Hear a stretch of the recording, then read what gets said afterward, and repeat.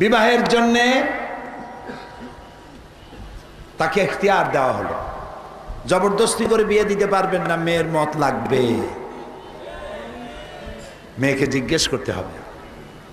আপনি পিতা, আপনি মাতা, ঠিক আছে, কিন্তু জোর করে তার মতের বাইরে আপনি বিবাহ দিতে পারবেন না। আবার মেয়েরও উচিত নয়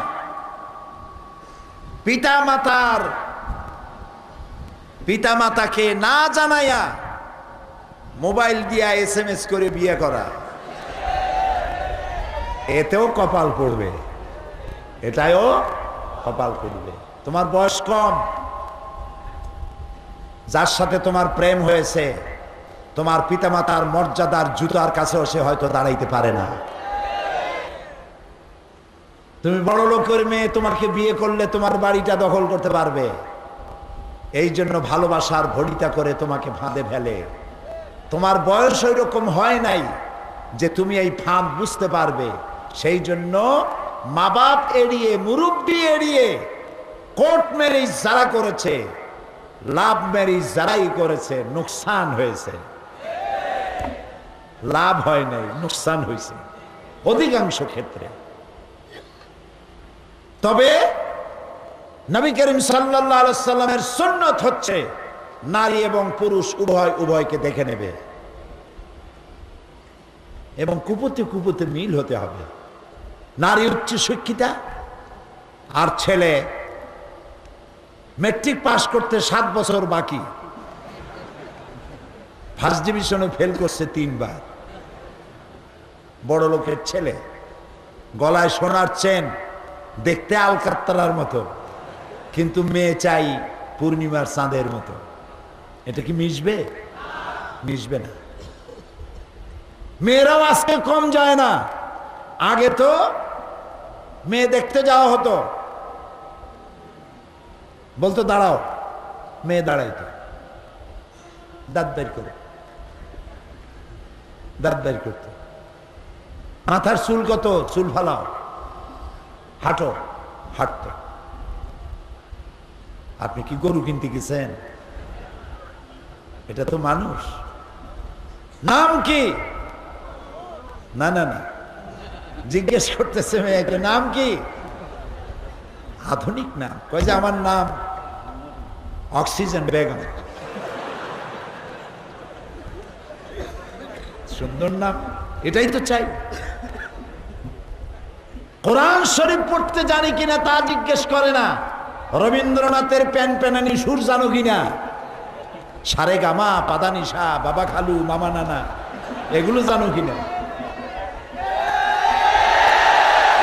কপাল পোড়া। কি পোড়া? বেটাকে জিজ্ঞেস কর কোরআন পড়তে জানো কিনা। জিজ্ঞেস করুন, মা তোমার নাম কি? মেয়েরা আজকাল জামানা উল্টে গেছে, জামানা উল্টে গেছে। পুরুষ পক্ষের থেকে জিজ্ঞাসাবাদ করার পরে এবার কন্যা নিজেই প্রশ্ন করে, তোমাদের মধ্যে কে বিয়ে করবে আমারে? তো বললো যে মিস্টার বল্টু মিয়া। আচ্ছা, স্ট্যান্ড আপ, দাঁড়াও, হাঁটো, দাঁত বের করে।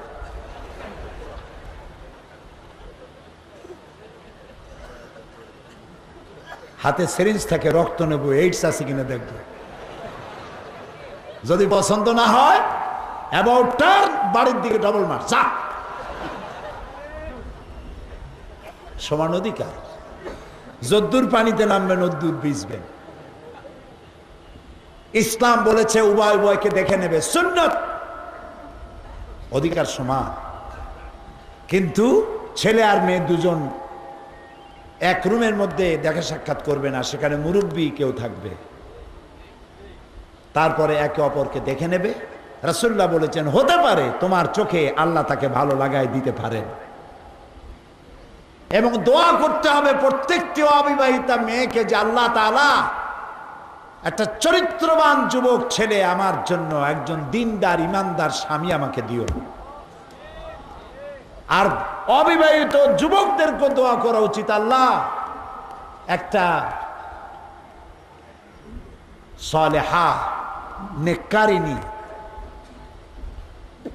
সতীত্ব, সতীসাধ্বী একটা ভালো মেয়েকে আমার স্ত্রী হিসেবে তুমি আমাকে দিও। কেননা দুনিয়া কুল্লুহা মাতাউন ওয়া খায়রুল মাতাউদ দুনিয়া ইমরাতু সালিহা।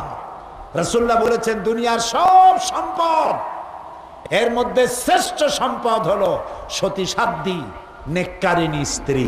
সুবহানাল্লাহ। নবী করিম সাল্লাল্লাহু আলাইহি ওয়াসাল্লাম তিনি বলেছেন যেইভাবে দেখা সাক্ষাৎ করে নিয়ে তারপর বিবাহ বন্ধনে আবদ্ধ হবে,